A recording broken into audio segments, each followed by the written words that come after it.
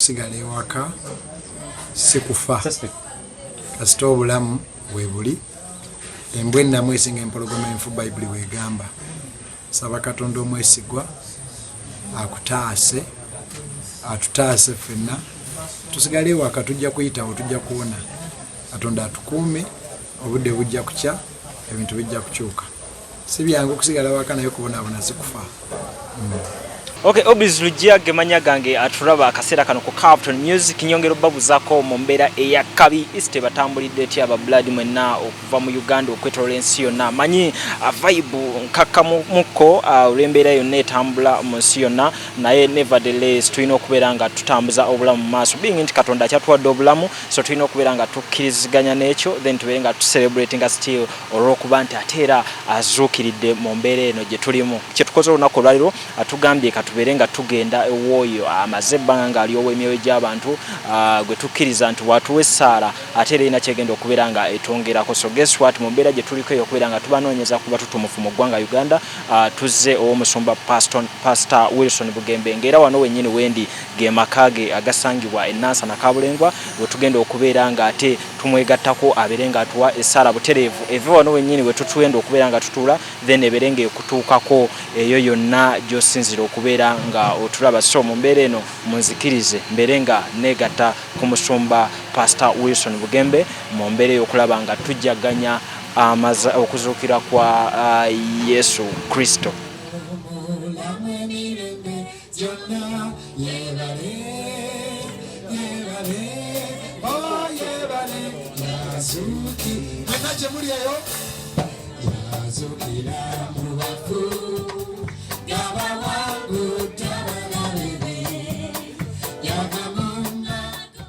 Ewaka mbeerawo ewaka nga bw'olabye, mbeerawo n'ensoma Bible, ne mbuulira ku social media, ne mbeera ne family yange ne tusaba. Tufunye n'obudde obumala okunoonya Katonda to bond. Si kyangu, olumu n'ofuluma n'otambuza ebigere tebabigaana. Mpozi mbeerako ne ku social media ne nsaba abantu, ne mpeereza abantu emmere ku mobile money. Siba kuŋŋaanya naye mbaweereza.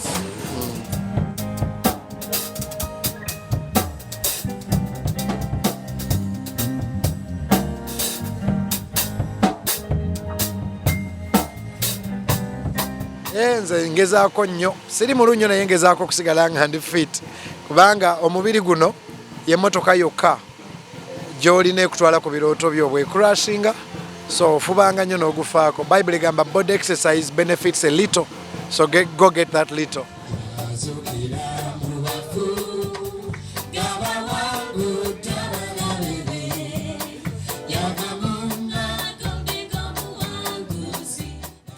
Abasumba okusigala nga basaba ebiweebwayo kisinziira byaki, kubanga Bible yesigala egamba okuwaayo. Kati n'embeera bw'eba mbi, Bible egagwe waayo, naye gwe atalina isoke tolina, Katonda alaba nti tolina. Kati nze ekibaŋŋambisa olumu, kubanga nsigala mbulira ku TV, mbeerako ku UBC buli ku makya, okusigala nga kulyowo emyoyo gy'abantu n'okusaba okuwona. Kakati UBC ngisasula, mbeera ku TV ez'enjawulo, intaneti, natera ogamba abantu okunyamba, then ne bampa ne ssente n'enyamba n'abatalina mmere. Wano waliwo abajja ewange Emusumba tetulina mmere, abavubuka baava Kawempe, waliwo abali mu ddwaliro, waliwo abali mu ghetto.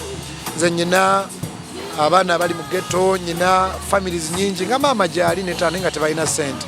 So kyekiŋŋambisa abantu okuwaayo. Nze nga nze Bible esigala egamba nti olina okuwaayo, naye bw'oba tolina buli omu akiraba.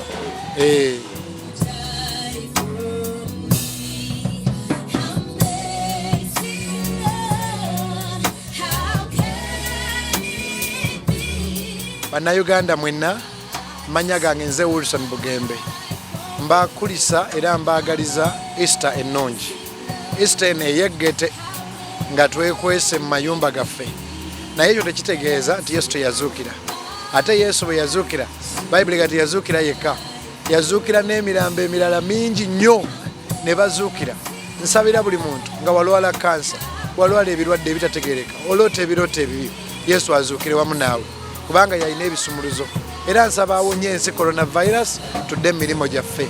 Abadde omubbi olekerawo okubba okole n'engalo zo oyambe ne bamulekwa omukisa gwa Katonda gubeere nammwe tusaba tewabeera n'omu ku mmwe afa batukebere nga bino byonna biwedde nga tena omu ku mmwe yafa omusaayi gwa Yesu Kristo gubeetooloole omukisa gwa Katonda gubeere nammwe bannayuganda okuva mu lubiri paka mu kkomera okuva mu kkomera paka mu State House omusaayi gwa Yesu gubeetooloole mu linnya lya Yesu.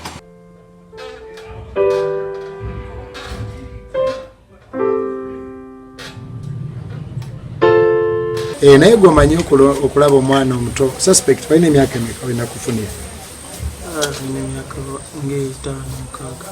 Emyaka 5 awandigeyawo naye yansurprisinga naye kati abaana bonna nayagala mumanye we bali so mwebaza nti badde wakabi naye yadde wakana nemugaba abeere waka kubanga oba weeralikira gye bali so abasinga bonna bwe bali lwakuba ono serebu ye mumumanyi naye abasinga bwe bali n'abalala balina 1 2 3 4 5 6 7 8 9 10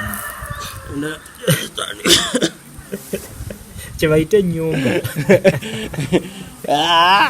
enyumba ogiwulira enyumba tafusi zo zimala njatandikira awo encha naye nga ye omukulu yakubya 3 sebo omukulu yakubya 3 ate omukulu yadde azetegekedde nnyo naye nange zenkubyeko zezo ngenda kwongerako bayo buli luvannyuma lwa ssaawa 2 nkubayo 10 so yes man. Yeah man. Chiri chitia paper daddy. The best yeah man. Arrested. Yeah, everything nice. Nyumba wajeyimbira kekoleko. Nyumba kyenkola nayenga. Twaliza wamu buli kimu everything nice. Yeah, tuli bulungi. Tuli waka. Just having a good time. Yeah. Nyumba yakwatira wa quarantine. Quarantine yatuka batera auto lockdown.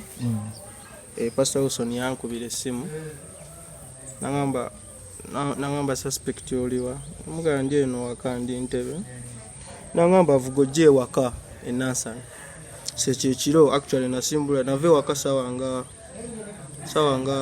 zalinga 7 gwekiro nevuga nenzije eno kati okuva lwe yatandika wendi wano wiki nga namba ndowooza kati yaman embera yenjo gisanze otya era tukano kimanyira kati tukyalina kyakikolera kuba tulina option endala okujja kera okubeera ewaka kubanga era bw'olemezaamu n'ogenda ku bbala bajja kukukwata so kwewala ebintu byonna ate nga n'obulwadde gye buli wabweru so ebyo byonna okubyewala salawo osigale ewaka.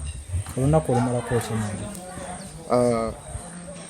Nze nzuukuka leeti nzuukuka ssaawa nga 7 8 so bwe nzuukuka nenfuna lanchi nenkolamu ku music ku piano awo nenzanyamu ku piano kwanza njala nnyo music bwe bulamu bwange bwe mala nenzanyamu ku mupiira olwegulo nenzirukamu nenzira ku firimu ne bucha tayogedde ku ssaala ate ng'olina pastor Bugembe essaala era tusaba so of course essaala era sinti essaala nti ate nyina gisaba buno budde era kuvanga nkyali muto okusaba ko okubeerawo nga ogamba nti olina okulya emmere olina okunywa amazzi so that's part of life we need God.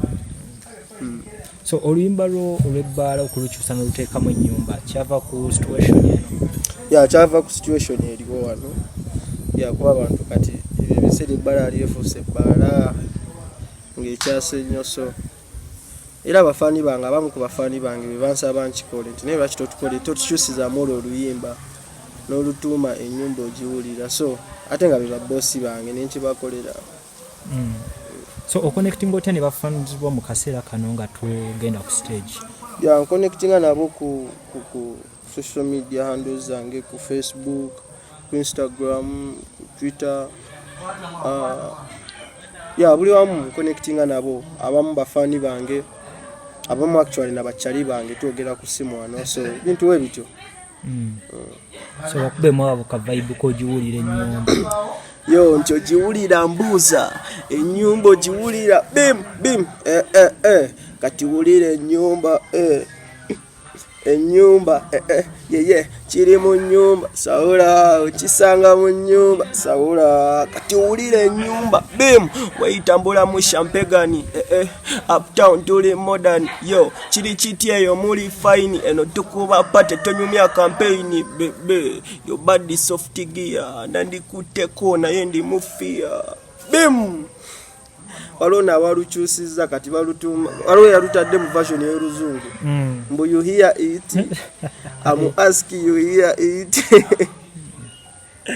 nenga everything nice Suspekt Leizor Uganda wafesike spy pani my town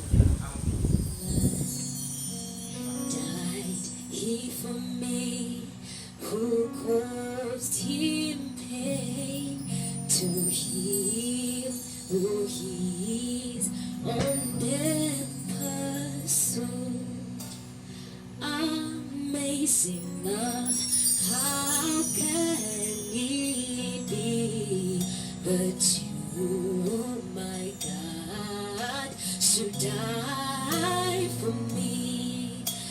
Amazing love, how can it be that you, my God, should die for me? Amazing love, how can it be that you, my God, should die for me? And can it be that I should gain an interest in the Savior's blood?